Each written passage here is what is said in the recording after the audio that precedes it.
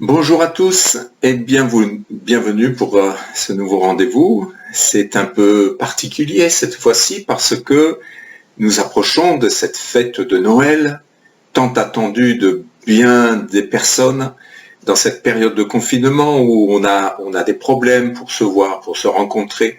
Eh bien, la fête de Noël, c'est quelque chose de particulier parce que les gens ont pour habitude de se réunir pour Noël, d'être en famille.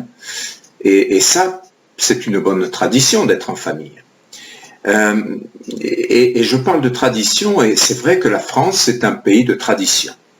Mais celles de Noël, les traditions qui sont là pour Noël, vont au-delà de nos frontières pour s'étendre à toute la terre. Et pour la plupart de ceux qui célèbrent cette fête, elle a bien évidemment des origines religieuses qui sont liées au catholicisme, mais au final, un grand nombre de personnes, même sans être catholiques, célèbrent cette fête. Si nous devions faire un sondage au milieu des gens, des foyers, pour dire « mais pour vous, ça représente quoi Noël ?» nous serions étonnés d'entendre que c'est d'abord la fête des cadeaux, c'est l'occasion d'être en famille, c'est ce qui va ressortir le plus souvent. Et c'est pour cette raison que aujourd'hui nous allons faire un survol de cette fête afin d'en remonter aux origines et de découvrir les origines de chaque tradition qui sont liées à Noël. Alors, la première chose, ne cherchez surtout pas dans la Bible le mot Noël ou le nom Noël, vous ne le trouverez pas. Il vient du latin et il signifie jour de naissance. Officiellement, la fête de Noël est censée être le jour de la naissance de Jésus, naissance qui nous est décrite dans la Bible, et cette fête est donc censée être le jour anniversaire de la naissance du Sauveur. Nous allons lire ce texte dans l'évangile de Luc au chapitre 2, et nous allons lire ce récit du jour de la naissance de Jésus et du contexte historique de l'époque. Luc chapitre 2, au premier verset. En ce temps-là, parut un édit de César Auguste. César Auguste, c'était donc le 10e César de l'Empire romain, le premier étant Jules César. Donc, en ce temps-là, parut un édit de César Auguste, ordonnant un recensement de toute la terre. Ce premier recensement eut lieu pendant que Quirinius était gouverneur de Syrie. Tous allaient se faire inscrire, chacun dans sa ville. Joseph aussi monta de la Galilée, de la ville de Nazareth, pour se rendre en Judée, dans la ville de David, appelée Bethléem, parce qu'il était de la maison et de la famille de David, afin de se faire inscrire avec Marie, sa fiancée, qui était enceinte. Pendant qu'ils étaient là, le temps où Marie devait accoucher arriva, et elle enfanta son premier fils, son fils premier-né. Elle l'emmaillota et le coucha dans une crèche, parce qu'il n'y avait pas de place pour eux dans l'hôtellerie. Il y avait dans cette même contrée des bergers qui passaient dans les champs les veilles de la nuit pour garder leurs troupeaux. Et voici un ange du Seigneur leur apparut, et la gloire du Seigneur resplendit autour d'eux. Ils furent saisis d'une grande frayeur. Mais l'ange leur dit, « Ne craignez point, car je vous annonce une bonne nouvelle qui sera pour tout le peuple le sujet d'une grande joie. C'est qu'aujourd'hui, dans la ville de David, il vous est né un sauveur, qui est le Christ, le Seigneur. Et voici à quel signe vous le reconnaîtrez. Vous trouverez un enfant emmailloté et couché dans une crèche. » Et soudain, il se joignit à l'ange une multitude de l'armée céleste, louant Dieu et disant « Gloire à Dieu dans les lieux très hauts, et paix sur la terre parmi les hommes qui l'agréent. » Lorsque les anges les eurent quittés pour retourner au ciel, les bergers se dirent les uns aux autres, « Allons jusqu'à Bethléem et voyons ce qui est arrivé, ce que le Seigneur nous a fait connaître. » Ils y allèrent en hâte, et ils trouvèrent Marie et Joseph et le petit enfant couché dans la crèche. Après l'avoir vu, ils racontèrent ce qui leur avait été dit au sujet de ce petit enfant. Tous ceux qui les entendirent furent dans l'étonnement de ce que leur disaient les bergers. Marie gardait toutes ces choses et les repassait dans son cœur. Voici donc le récit de la nativité, de ce jour où Marie a donné naissance à Jésus. Et ce récit nous donne de précieuses indications quant à ce jour si spécial. Il s'agit là de faits historiques. Et ce sont ces faits qui finalement interpellent, car ces faits viennent contredire le bien fondé de cette fête sur certains points. Le récit biblique nous parle de bergers, nous l'avons lu. Ces bergers étaient dans les pâturages avec leurs troupeaux. Cela signifie donc que la naissance de Jésus a eu lieu au plus tard à mi-octobre. Parce qu'en effet, en Palestine, en Israël, à mi-octobre, c'est la période maximum. Normalement, avant fin septembre, les troupeaux rentrent de la transhumance. Maximum mi-octobre, mais en tous les cas, pas en décembre. Et la question est donc de savoir pourquoi cette date du 25 décembre a été choisie particulièrement plutôt qu'une autre. Et voyez-vous, la réponse est tout aussi claire. Cette date a été choisie pour répondre à une stratégie religieuse. En réalité, même si le nom de Noël n'est apparu qu'en 1175, c'est le soir du 24 décembre 336 qu'a eu lieu la première célébration de l'anniversaire de la naissance de Jésus, en tout cas à cette date. Il y a tout lieu de croire que ce n'était pas la volonté de Dieu de connaître la date de naissance de Jésus, parce qu'il n'y a aucun texte qui n'en parle. On ne retrouve à aucun endroit, même dans les témoignages les plus lointains de cette époque, on ne retrouve à aucun endroit mention du jour de la naissance de Jésus. Et je crois que c'était la volonté de Dieu. Parce que si une seule date doit faire l'objet de notre attention en ce qui concerne Jésus, c'est la date de sa mort. C'est le jour de sa mort. Parce que le jour de sa naissance, on le voit aujourd'hui, on veut représenter à Noël toujours un petit Jésus, un bébé. Mais Jésus, il n'est pas resté bébé, il n'est pas resté enfant, même si c'est beau d'en parler comme ça. Et en effet, la mort de Christ sur la croix est le jour vraiment que personne ne doit oublier, que personne ne doit mettre de côté. Car en dehors du fait que, compte tenu de l'incertitude qui règne autour de l'année de naissance de Jésus, suite au changement intervenu, il y a eu le calendrier Julien parce que c'était de Jules César, et puis après le calendrier grégorien, et finalement, selon les études, aujourd'hui, nous pourrions être en 2023 et pas 2020. Donc il y a une incertitude à ce sujet, on ne va pas débattre là-dessus. Mais ce dont nous sommes sûrs, c'est que Jésus a été crucifié la semaine de la Pâque, semaine célébrée, la Pâque était juive, et que ce jour a marqué à jamais le devenir de tous les hommes. Alors que l'homme devait mourir à cause de ses péchés, Dieu a imaginé ce plan d'une envergure dépassant tout notre simple entendement. Christ est venu sur la terre pour mourir sur la croix à la place de vous et moi, de chacun d'entre nous. Et ce sacrifice agréé du Père inaugurait les temps de la grâce dans lesquels nous sommes et durant lesquels chaque homme, chaque femme, tous ceux que l'on peut qualifier de pécheurs, ne connaîtront pas la mort et les tourments éternels en acceptant le sacrifice de Christ comme une mort expiatoire réalisée, faite pour eux. Nous devions mourir à cause de nos péchés, mais Dieu ne nous a pas créés pour la mort, mais pour la vie, bien plus pour la vie éternelle. Et comme à cause du péché ce n'était plus possible, Christ a offert sa vie en échange de la nôtre afin de vaincre la mort.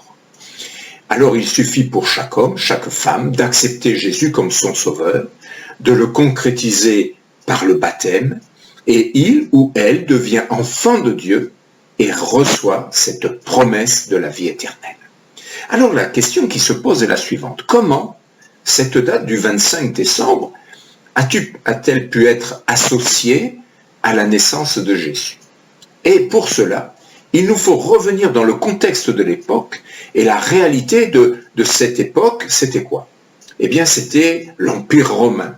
C'était le règne des Césars, et il n'y a pas eu que des Césars, hein. Les Césars, il y en a eu 12 ou 13, je crois. Il y a eu aussi plus de 50 dirigeants de cet empire, ou peut-être 70, je ne me rappelle plus, mais des dirigeants militaires aussi. Et toute cette période de l'Empire romain a commencé 27 ans avant la venue de Jésus, donc Jules César, pour se terminer en 476 après Jésus-Christ. Donc ça veut dire un peu plus de 500 ans d'Empire romain. Alors Jésus est donc né alors que César Auguste, donc le second César, était au pouvoir, et Israël faisait partie des pays qui avaient été conquis par César. Donc ils appartenaient à l'Empire romain. À l'âge de 30 ans, et durant 3 ans, Jésus a formé des disciples, et 12 d'entre eux furent appelés apôtres. C'est l'un de ces apôtres, Judas, qui permit l'arrestation de Jésus, et suite à cette arrestation, eh bien Jésus a été mis à mort, il a été cloué sur une croix, et cette croix était le supplice de l'époque, un supplice romain qui était réservé aux grands criminels. Jésus a été jugé, il n'a même pas été jugé, hein, il a été condamné de suite et il a été mis sur la croix comme un criminel. Après la mort de Jésus, les apôtres ont répandu l'évangile parce que c'était le mot d'ordre de Jésus. Allez, faites de toutes les nations des disciples, les baptisant au nom du Père, du Fils et du Saint-Esprit. Et il rajoutera, et voici, je suis avec vous tous les jours jusqu'à la fin du monde. Et donc, les apôtres ont répandu l'évangile. Je vous rappelle que le mot évangile signifie bonne nouvelle. Et cette bonne nouvelle du salut en Jésus-Christ était répandue, mais rapidement, tous ceux qui étaient chrétiens furent persécutés, parce que c'est un message que beaucoup ne voulaient pas entendre. Et nombreux sont ceux qui quittèrent Israël à cause de la persécution, mais la persécution se répandit graduellement dans tout l'Empire, au point que les chrétiens se cachaient pour ne pas être mis à mort, car être chrétien signifiait être mis à mort. Et c'est en février 272 que l'empereur Constantin Ier est proclamé 34e empereur de l'Empire romain. Et sa mère, Hélène, s'était secrètement convertie. Il ne le savait pas, Constantin, mais sa mère était venue à la foi à Jésus-Christ, elle croyait en Jésus-Christ. Alors, il ne le savait pas jusqu'au jour où, évidemment, Constantin apprit que sa mère était chrétienne, et sans entrer dans les détails, on n'a pas le temps ce matin, c'est pas le but, eh bien cet empereur décréta le christianisme comme religion officielle de l'Empire en 332. Région officielle, et l'Église catholique romaine était née. Donc là, on ne parle plus on saute du christianisme au catholicisme. Bon, c'est pas le débat aujourd'hui, mais là, on est en train de parler de la fête de Noël, et nous allons voir que la fête de Noël n'est pas attachée au christianisme, mais qu'elle est attachée au catholicisme. Et l'empereur Constantin lui-même se fera baptiser, mais sur son lit de mort. Alors voyez-vous, il s'est peut-être tourné vers la foi, mais bon, il s'est fait baptiser sur son lit de mort. Alors évidemment, cela bouleversa les choses, et le pouvoir impérial, c'est-à-dire le pouvoir politique, le pouvoir administratif et financier était à Rome. Et tout naturellement, comme c'est un pouvoir religieux qui était en place, eh bien, ce pouvoir religieux, représenté par l'Église catholique, établit tout naturellement son siège à Rome, qui était la capitale de l'Empire romain. À cette époque, il y avait de grandes métropoles, comme Rome, mais il y en avait beaucoup d'autres, de grandes villes, où était concentrée la religion catholique. Pourtant, dans tout le reste de l'Empire, il y avait une multitude de villages, plus ou moins gros, et dans toute cette multitude de villages, on trouvait aussi une multitude de dieux divers. On pourrait dire presque que chaque village avait son dieu ou ses dieux. Et les dieux de ces villages étaient importants. On a toujours vu de tout temps, quand on retrouve les vestiges, on voit toujours des allusions à des dieux. Chaque peuple avait son dieu ou ses dieux. Et ce sont ces dieux qui finalement, et ces fêtes à ces dieux, qui rythmaient la vie des gens.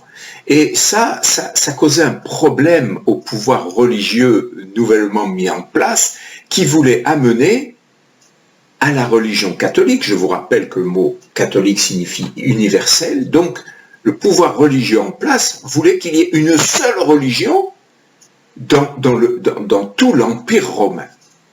Parce que il y avait le problème pour eux, tous ces païens qui avaient leur Dieu. Et le pouvoir religieux catholique voulait conquérir le monde. Mais comment faire? Comment faire pour que tous ces peuples païens avec leur Dieu païen puissent reconnaître le Dieu des chrétiens? Et puis après mûre réflexion, quelqu'un a une idée de génie pour amener au catholicisme tous ces païens. Car même si tous ces païens avaient des dieux différents, ils avaient une chose en commun. Et cette chose, c'était une fête.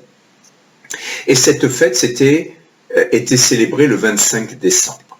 La fête des Saturnales, c'est-à-dire la fête du solstice d'hiver, c'est-à-dire que c'est le jour le plus court de l'année. Ça signifie que si c'est le jour le plus court, le 25 décembre, les jours commencent à rallonger. Et la terre entière savait ces choses parce que c'est la nature qui parlait. Et donc ça voulait dire que à partir du 25 décembre, si les jours rallongeaient, c'était le renouveau des choses, c'est-à-dire qu'on allait aller vers le printemps et vers tout va refleurir, c'est le renouveau de toutes choses, le renouvellement. Et l'idée ingénieuse trouvée alors a été de faire croire à tous ces païens que sans le savoir, ils fêtaient la naissance du Sauveur. Mensonge qui eut pour résultat de voir je dirais pas la conversion des païens, je dirais la venue des païens au catholicisme. Parce que beaucoup sont venus juste pour faire comme tout le monde. Et d'ailleurs, ça a causé de gros problèmes dans l'Église catholique, parce que d'un seul coup, ceux qui n'étaient pas chrétiens ou catholiques, ceux-là étaient mis à mort. Donc, pour ne pas être mis à mort, il y en a beaucoup qui sont venus à la religion catholique. Mais en réalité, ils ne sont pas venus à Jésus. C'est ce que je veux faire ressortir de ça. Ils ne sont pas venus à Jésus, ils sont venus à une religion.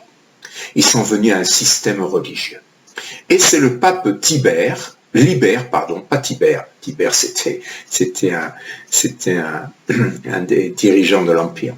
Le pape Libère qui décréta comme officielle la date du 25 décembre comme le jour de la naissance de Jésus. Et c'est pourquoi on dit à minuit, voilà, on met le petit Jésus dans la crèche. Bon. Alors depuis des siècles, le 25 décembre est célébré comme le jour de la nativité de Jésus, mais c'est donc un mensonge. Et clairement, c'est un mensonge. Et comment imaginer que, étant chrétien, alors que la Bible nous dit, et c'est un des commandements, tu ne mentiras point, comment trouver cette mascarade, amener des gens à la foi et à Jésus au travers d'un mensonge. Ça dépasse l'entendement. Alors au cours des siècles, cette fête a grandi en popularité et plein de traditions se sont greffées sur cette fête pour en faire une fête populaire telle que nous la vivons de nos jours, mais elle a beaucoup évolué au travers des siècles. Et dans la majorité des cas, Noël n'est pas célébré comme étant l'anniversaire de la naissance de Jésus, mais comme la fête des cadeaux. Même des non-chrétiens se font des cadeaux pour Noël. Pourquoi? Parce que c'est une tradition. Alors pour aller un peu plus loin dans le mensonge, un nouveau venu va faire son apparition. Encore le mensonge, le Père Noël.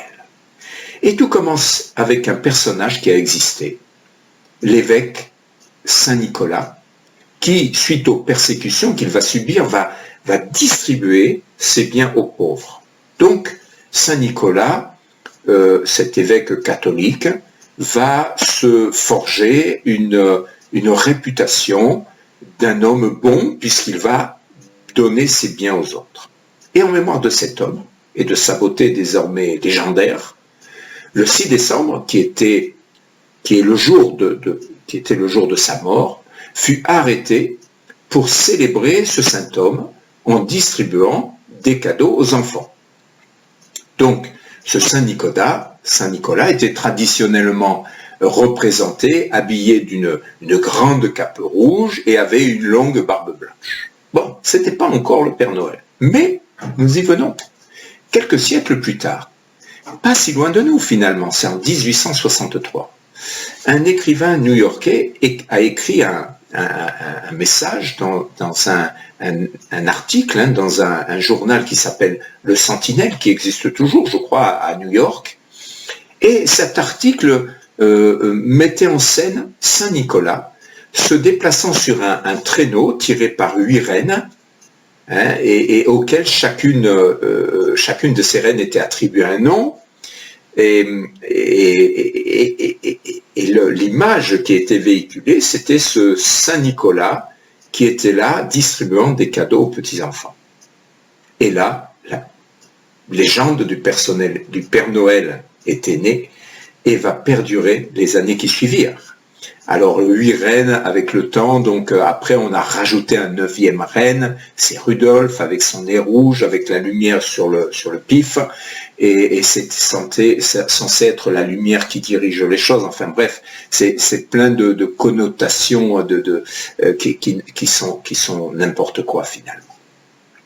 Et le Père Noël tel que nous le connaissons est apparu un peu plus tard, en 1931, lorsque Coca-Cola, et oui, tout le monde connaît Coca-Cola, Coca-Cola eut l'idée de faire une publicité mettant en scène, donc sur l'inspiration de ce Saint Nicolas et de ses cadeaux déjà qui étaient distribués aux enfants, un gros bonhomme. Donc ils ont demandé à un dessinateur de dessiner un personnage comme ça, et ce dessinateur a sorti, j'ai oublié le nom, c'est pas intéressant, mais c'est un gros bonhomme, donc vêtu de rouge, avec un gros ceinturon et avec une barbe blanche.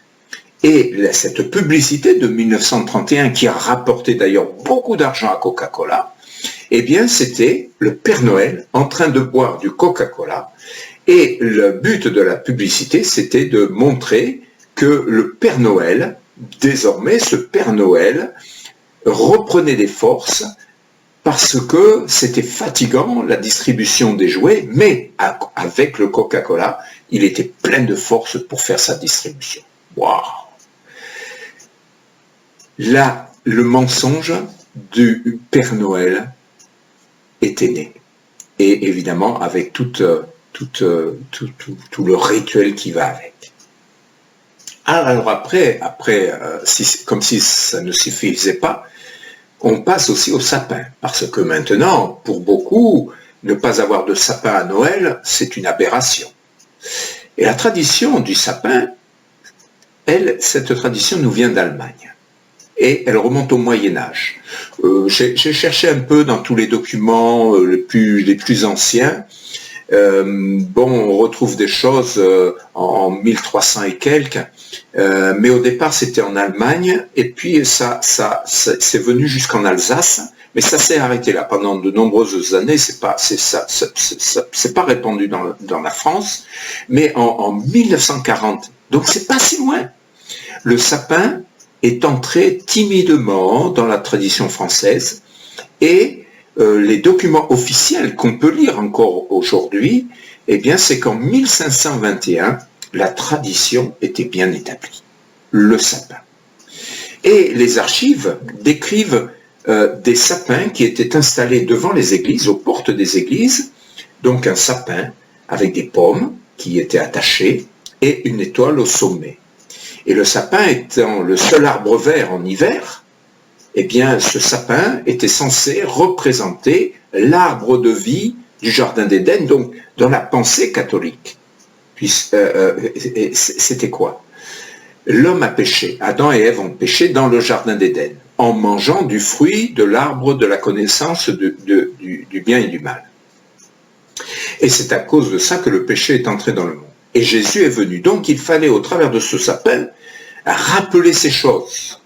Et donc, il y avait l'arbre, le sapin qui est censé rappeler l'arbre duquel on prit les fruits Adam et Ève, et qu'ils ont mangé.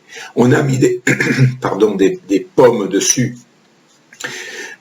pour représenter donc le fruit défendu qu'ils ont mangé, sachant que la pomme,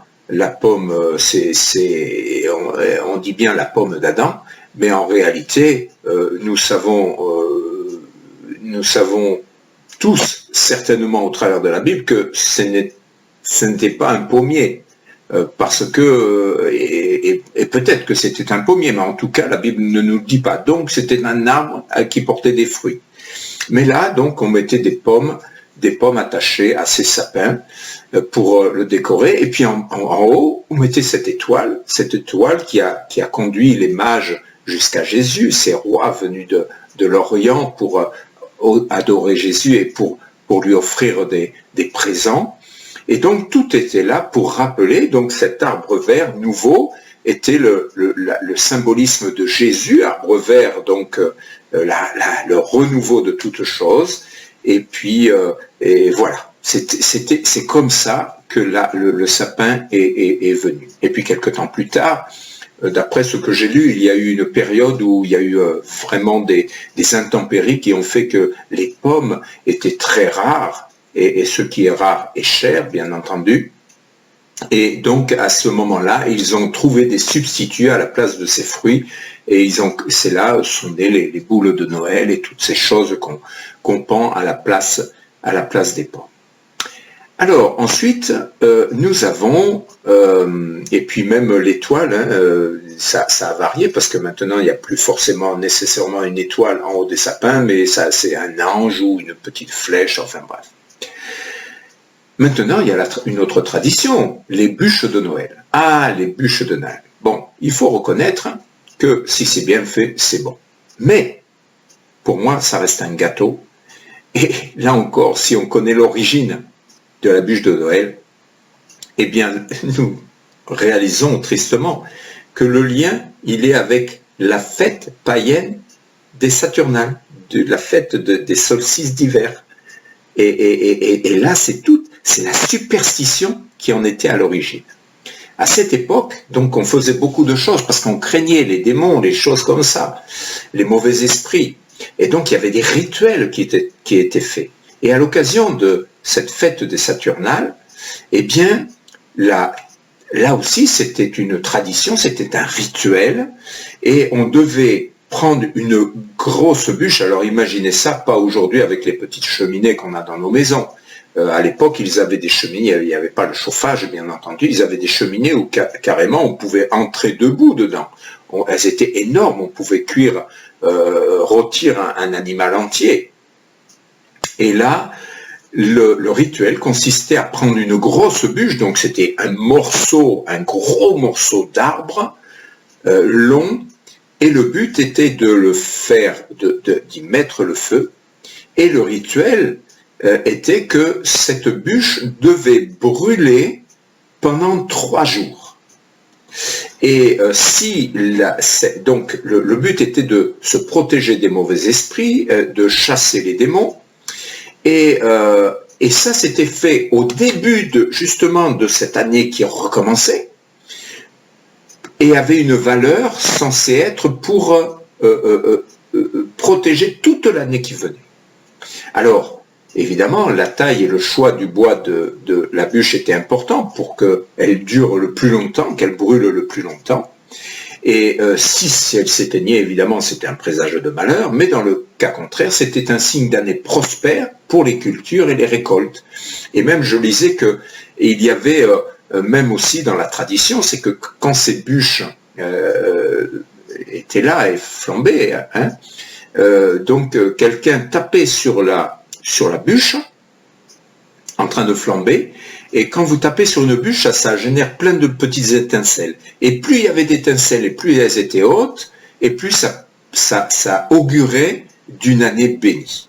Voilà. Ensuite, il y a la crèche. Alors, la tradition de la crèche n'est pas si vieille que ça non plus. 16e siècle. Et là, par contre, on peut un peu mieux comprendre la signification, puisque elle parle de la naissance de Jésus, même si ce n'est pas la bonne date, c'est biblique, c'est écrit dans la Bible. Et là, en cherchant un peu, la première crèche recensée et répertoriée quelque part dans l'histoire, c'est celle qu'a faite Saint François d'Assise, et c'était une crèche vivante. Et les personnages étaient des habitants du village où Saint François d'Assise a fait cette première crèche. Alors, dans la pensée française, et dans la pensée commune d'ailleurs, la crèche désigne une grotte dans laquelle se trouve Jésus entouré de Marie et de Joseph et des animaux de la ferme. En réalité, si à l'époque de Jésus, alors c'est vrai qu'il y avait des grottes où on y plaçait les animaux, mais dans le texte, il nous est parlé de l'hôtellerie. Ils ont voulu aller à l'hôtellerie. C'était le recensement, donc ils devaient se déplacer, donc ils n'étaient pas chez eux, ils sont allés à l'hôtellerie, mais les hôtelleries étaient complètes. Mais le modèle des hôtelleries à l'époque, c'était quoi? Les chambres étaient à l'étage, et comme les chambres étaient à l'étage, en bas, eh bien c'était l'espace où il y avait tout là où on mettait les ânes, les bœufs, les vaches, les poules, toute la basse-cour, et tous ces animaux, durant l'hiver, étaient mis au rez-de-chaussée de l'hôtellerie. Alors évidemment, on pourrait se dire, oui, mais alors ça veut dire que c'était bien en hiver. Non, pas nécessairement. Les animaux étaient dans l'étable. L'étable était au rez-de-chaussée. Alors, le principe, c'était quoi? C'était de mettre les chambres à l'étage parce que, comme il n'y avait pas de chauffage naturel, ces animaux qui étaient dans ces petites places réduites, finalement, dégageaient une telle chaleur que la chaleur montait et chauffait naturellement les chambres. Je ne sais pas si vous êtes allé un jour dans une étable avec des vaches. Il n'y a pas si longtemps, j'y suis allé en Autriche, mais il y a une chaleur, les vaches, ça dégage une chaleur, là, quand il y en a un bon nombre, c'est assez impressionnant. Et donc, là, finalement, comme il n'y avait pas de place dans l'hôtellerie, eh bien, ils ont trouvé une place dans une étable, et là, évidemment, le petit, eh bien, il était bien protégé, il y avait les animaux qui étaient là, dans leur étable, naturellement, et il y avait un bœuf, il y avait un âne. Bon, c'est pas écrit dans la Bible exactement comme ça, mais on sait que c'est comme ça que ça s'est passé. On peut imaginer ça. Maintenant, la crèche, c'est pas une grotte. La crèche, c'est l'endroit, c'est la mangeoire. C'est la mangeoire dans laquelle ils avaient mis de la paille et l'enfant, Jésus, avait été mis dans cette crèche. Et c'est pourquoi on parle de la crèche. Donc, vous voyez, la crèche, c'est loin de ce qu'on représente avec, d'abord, on met de la neige. Donc, ce 25, on veut tout faire pour que ce soit le 25 décembre. Avec de la neige, et c'est un non-sens d'ailleurs, parce que si on met de la neige et on le voit dans les santons qu'il y a pour les crèches, on met des bergers avec des moutons autour d'eux, et on met plein de moutons. Non, il y a quelque chose qui ne va pas. Même c'est pas cohérent. Alors, on va aller un peu plus loin, il y a aussi le calendrier de l'Avent. Alors, le calendrier de l'Avent, ce sont ces montages sur lesquels on trouve 24 petites portes, derrière lesquelles se cache quelque chose. Alors, ça a beaucoup évolué et il paraît que c'est un business qui augmente tous les ans un peu plus. Et le calendrier de l'Avent, donc qu'est-ce que c'est? En fait, derrière toutes ces petites fenêtres, 24, il se cache, ou si c'est un tout simple, derrière il y a peut-être un verset biblique, mais encore que on n'en voit même pas, mais c'est plutôt une image. Et d'autres sont plus sophistiqués, on peut mettre quelque chose dedans, et donc ça peut être un bonbon, des friandises, d'autres ça peut être des cadeaux, et puis même j'ai vu qu'il y avait des calendriers de l'Avent pour les animaux, c'est-à-dire que derrière chaque petite fenêtre il y a une croquette, il y en a pour les chiens, pour les chats, c'est un business absolument effarant. Et donc, et à la base, pourquoi le calendrier de l'Avent? C'est parce que, eh bien, il y avait toujours cette distribution de donner quelque chose aux enfants. Et là, cette tradition concerne les 24 jours qui précèdent le 25 décembre. Du 1er décembre jusqu'au 24, en fait, la tradition, c'était de donner, et ça c'est une tradition protestante à la base, de donner aux enfants tous les jours une image pieuse. C'était la tradition. Et pour les amener justement à réfléchir sur la réalité, sur la venue de Jésus. Et jusqu'au 25 décembre, où c'était le jour de la naissance de Jésus. Alors, la tradition a muté donc pour parvenir à ces calendriers très sophistiqués. Et associé à ce calendrier de l'Avent, il y a les couronnes. En France, on n'en voit pas, enfin, chez nous dans le sud, on n'en voit quasiment pas, mais en Alsace peut-être, je ne sais pas, mais en tout cas, quand on voit les films sur Noël aux États-Unis, ils ont tous des grandes couronnes sur les portes. Et moi, je sais que lorsque je vais à Vienne, en Autriche, à Noël, dans la rue piétonne de Vienne, il y a une grande couronne qui est suspendue dans la rue piétonne, grande couronne, et il y a 4 bougies, parce que cette couronne, donc, elle est là pour représenter donc 4 points, où une bougie est allumée chaque dimanche, les 4 dimanches qui précèdent le 25 décembre. On ne va pas rentrer dans les détails pour la signification de ces choses, mais c'est simplement pour expliquer. Donc nous voyons que jusqu'à maintenant, tout ce jour de Noël, tout est basé sur des traditions, et que finalement, comme à la base, le 25 décembre est un mensonge, ça veut dire que toutes les traditions qui en découlent sont le fruit du mensonge. Après Noël, il y a le jour de l'an.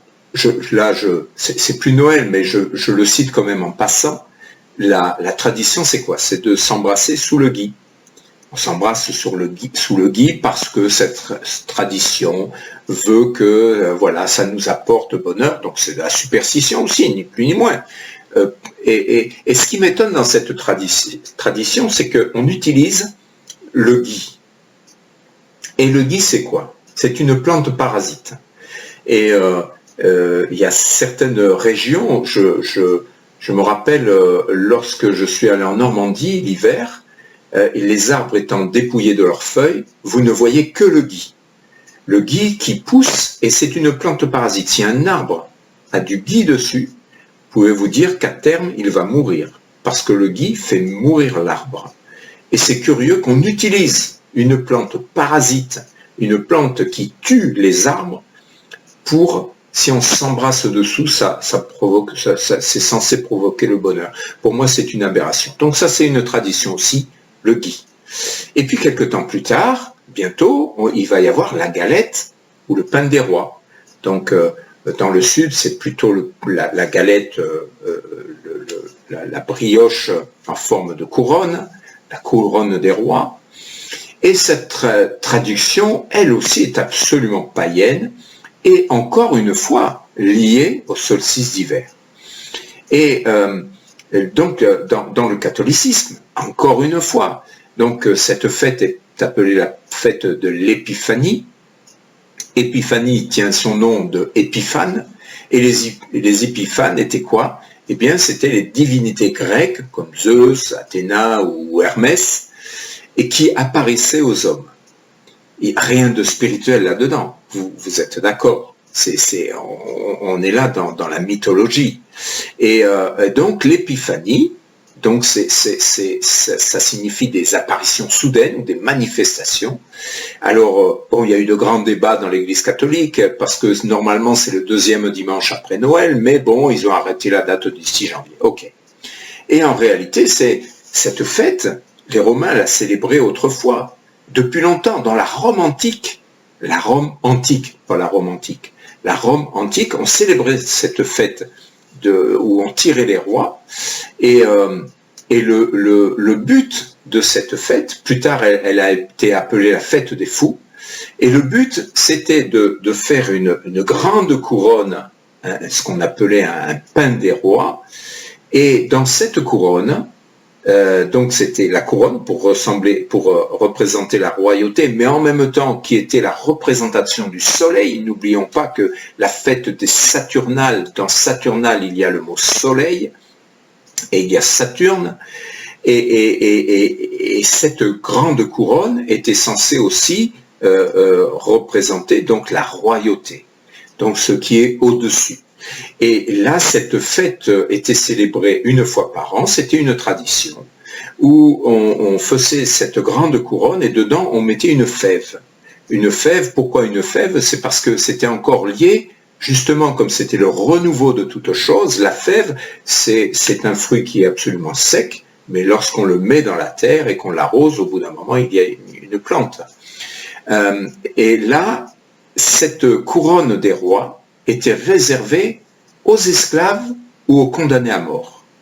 Et la tradition était, pendant des années, que on faisait cette grande couronne et on coupait des petits morceaux et ensuite on tirait au sort les parts de cette couronne, et celui qui avait la fève, eh bien, pendant une journée, il pouvait se comporter comme un roi. C'est-à-dire, il pouvait donner des gages, il pouvait même à des personnes qui pouvaient être son maître. Et bon, il y a encore beaucoup de traditions liées à ces choses, mais ce que nous pouvons voir, c'est que la galette des rois, alors c'est censé être l'épiphanie, le moment où les rois mages sont arrivés, donc couronne des rois, et ont apporté les offrandes à Jésus, et tout ça, c'est basé encore sur le mensonge et sur des fêtes païennes. Donc voilà, nous avons fait le tour, on va s'arrêter là pour aujourd'hui. Mais voyez-vous, cette fête de Noël, je ne vous dis pas de ne pas la faire. Je ne dis pas de la faire non plus, certainement pas, puisque moi le premier, je ne la fais pas. Mais tout ça, c'est basé sur des mensonges, sur des traditions qui ont évolué avec le temps, mais qui finalement, aujourd'hui, rapportent beaucoup à beaucoup de personnes, parce qu'il y a un commerce derrière, au travers des cadeaux. Il y a des gens qui s'endettent pour offrir des cadeaux à Noël, et tout ça juste à la base avec un mensonge. Alors, si je dois reconnaître que s'il y a cette fête, je veux en retenir qu'une chose, le bon côté, c'est-à-dire c'est l'occasion de se retrouver en famille, c'est l'occasion de revoir les siens, de s'aimer les uns les autres, et de partager quelque chose, même si cette année ça va être différent avec le virus. Mais en tout cas pour moi, c'est pas la fête de la naissance de Jésus, parce que c'est juste n'importe quoi. Alors, bon, je ne dis pas ne faites pas la fête à Noël.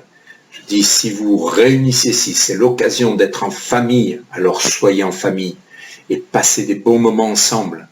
Mais n'associez pas cette fête à la naissance de Jésus, parce que c'est pas la vérité. Voilà, tout simplement. D'ailleurs, je voudrais dire que j'ai déjà entendu des témoignages de jeunes, d'enfants, lorsqu'ils étaient enfants, On leur avait dit qu'il y avait le Père Noël à Noël, et quand les parents leur aient dit que c'était un mensonge, parce que ça commençait à l'école, « Ah mais lui il croit encore au Père Noël ». Et donc il y a une frustration, et quand les enfants apprennent que c'était faux, il y a des enfants grandissant qui ont refusé d'accorder du crédit à ce que leur disaient leurs parents parce qu'ils leur avaient menti pour Noël. Et ils ont dit, s'ils ont menti là-dessus, ils peuvent mentir sur autre chose. Tout ce qui a pour base le mensonge va produire des fruits qui vont être nocifs pour la relation les uns avec les autres. Alors voilà, on va terminer là, ces moments-là. Que cette fin d'année vous soit agréable malgré tous les événements, malgré le confinement, malgré comment on appelle ça, le couvre-feu. C'est des moments terribles pour le monde entier. Ce matin, j'entendais que le confinement total avait été remis en Italie. Voilà, on n'est pas sorti de ça. Même le président de la République a été touché par le virus, et on l'a vu en image qu'il est très affaibli. C'est une chose sérieuse, ce virus, on ne peut pas le prendre à la légère. Alors soyons sérieux, respectons les choses qui nous sont demandées, même si ce n'est pas facile, mais pour autant, eh bien, que cette fin d'année vous soit agréable, que ce soit pour vous l'occasion de passer des bons moments en famille. On va terminer par la prière, si vous voulez bien. Mon Seigneur et mon Dieu, merci de nous rappeler que devant toi, le mensonge n'est vraiment pas une belle chose. Et merci pour cette parole, tous ces textes qui nous parlent des choses anciennes, des choses réelles, et des choses que nous pouvons vérifier. Et finalement, ton jour de naissance, on ne le connaît pas, mais nous pouvons le célébrer n'importe quel jour dans l'année. Et même, oui, c'est vraiment, il n'y a pas de jour. Mais moi, ce que je retiens pour moi, et ma bénédiction à moi, c'est de savoir que tu es mort pour moi. Que la croix a été dressée, que si j'ai l'espérance de la vie éternelle, c'est parce que tu es mort pour moi. Alors merci Seigneur de nous rappeler ce matin que, voilà, il y a des choses qui sont basées sur le mensonge, qui sont nuisibles à notre vie, mais il y a la vérité que nous pouvons voir dans ta parole, qui est source de bénédiction pour toutes celles et ceux qui y croient et qui la mettent en pratique. Merci de bénir toutes celles et ceux qui entendent ce message aujourd'hui et de les bénir non seulement dans leur vie, mais dans leur famille, dans leur foyer. Que durant ce temps d'épreuve au travers de ce virus, eh bien que tu protèges les uns et les autres, que la maladie n'entre pas dans les foyers, que ce virus soit éradiqué complètement. Je ne sais pas comment ça va se passer pour la suite des temps, mais parce que je te connais, je te fais confiance et je crois que tu vas diriger toutes choses selon ta connaissance et selon ta puissance. Père Saint, je te dis merci pour toutes ces bontés que tu déverses dans nos vies jour après jour, et je te rends grâce pour l'éternité, et ma prière c'est qu'à toi seul revienne tout l'honneur, toute la gloire, toute la magnificence pour tout ce que nous recevons dans le nom de Jésus, qui est le seul nom que nous pouvons élever pour voir l'exaucement de nos prières. Merci notre Dieu, notre Père. Amen. Soyez bénis, à très bientôt, et je vous souhaite une bonne journée.